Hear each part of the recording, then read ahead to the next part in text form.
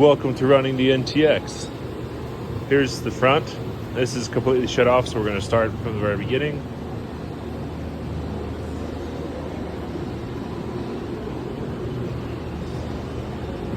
Turn this to on. Now come over and press here. Now we'll wait for this to turn all the way on. Alright, once the system's fully turned on, you'll have this page.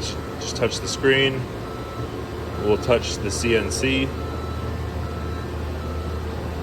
And then you'll touch the OK.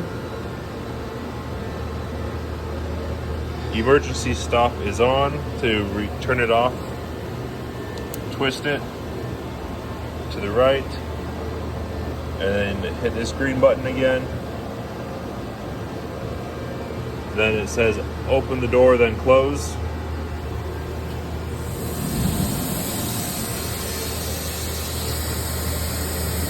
That key needs to be taken out and put back in. Once the key is put back in, then you take it out and put it back in, the alarm clears. And now come over here and hit Prog for program. Now you gotta remember to, on the side, change from 1 to 2 access level. That allows you to do certain things down here on the control. Speaking of control, got the green go, red to stop. When the key is taken out, this is to release the tool in the spindle. Rarely do you do that. I only do that with really long boring bars or heavy tools. So that's a rarity. This is the rapid. This is your feed. When you're in manual mode, this is the different axes that you're gonna go and use. And then this will go from 100 thou to 5 thou, 1 thou, 1/10, or turn it off. And then this will operate whatever you have selected here. To start running or to load a program, very first thing we're going to do is make sure we're in either edit or auto. I will go into edit in case I need to change something in my program, and then you'll come into program list. And then once you have your USB inserted into the top, there will be a box up here that says wait until it's done reading the USB, and then you can load your program. And to get your keyboard to type on, it's right here in the corner. Push on that, hold up your keyboard, and then to get rid of your keyboard, push it again. So we need to open. And then if I was going to load one, I would have to hit O and then a whatever job number to go in my O number. I would type that in, so I would do like O11. Shows up there. And then you're gonna do punch read. It's not saying there's anything there to read because there isn't, but then you would pull it in. Well, let's just make one. So put it in the top. There's your box. Once that goes away, now program list, O11, read, and then you would find whichever one you wanted to use, any of these, and then you would hit execute on there. And then it will show up back here wherever your O number was. Something to pay attention to is the used bytes and the free bytes. That is shown over here. So right now there's quite a bit being taken up. And this is in the main memory, but we have a DNC memory as well. So you can do the same thing with DNC, which just allows larger programs. So we've got this many bytes available to use, shown over here. So quite a few jobs are stored in here, but you would do the same process in the DNC as well. To even start, notice the tool changing door is open. If you wanted to start your program, it's going to give you an error. So in auto, you have to be in auto to start running, or in DNC. Most of the time will be in auto. And then you push the green button, and it says AT shutter is not closed, so we got to close it. So we go to settings,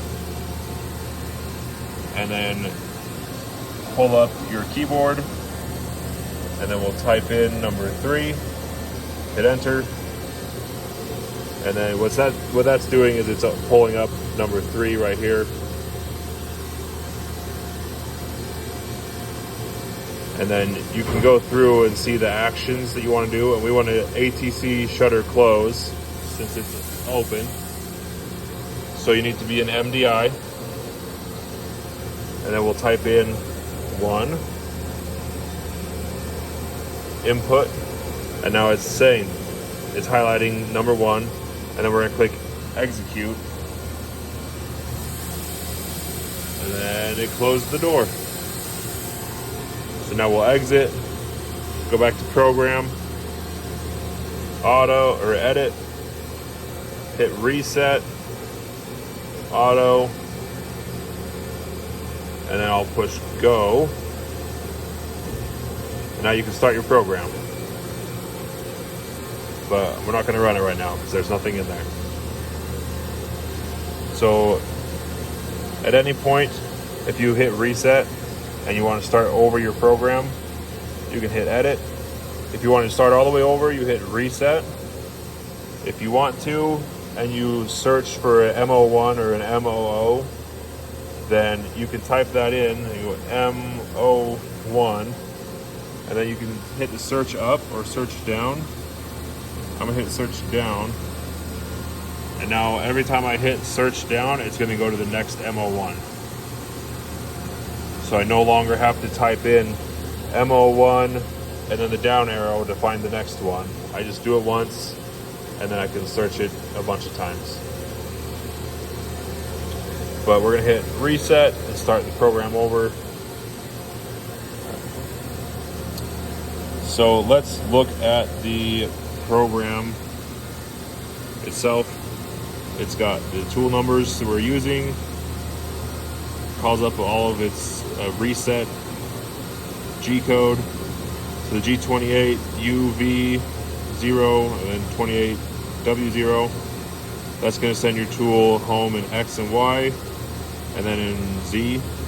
To do a tool change, you do T2003 because this is tool 3.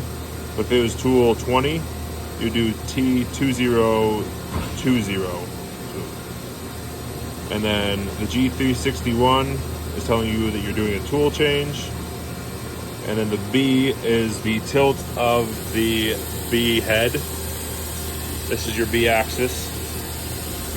Your A axis is the tail stock. And then X axis is up and down. Y is in and out. Z is turning in and out. And then C axis is when the head is locked. It's rotating on your C axis. And then it's the same thing down here, but it's C2 instead of C1. So this is the main spindle.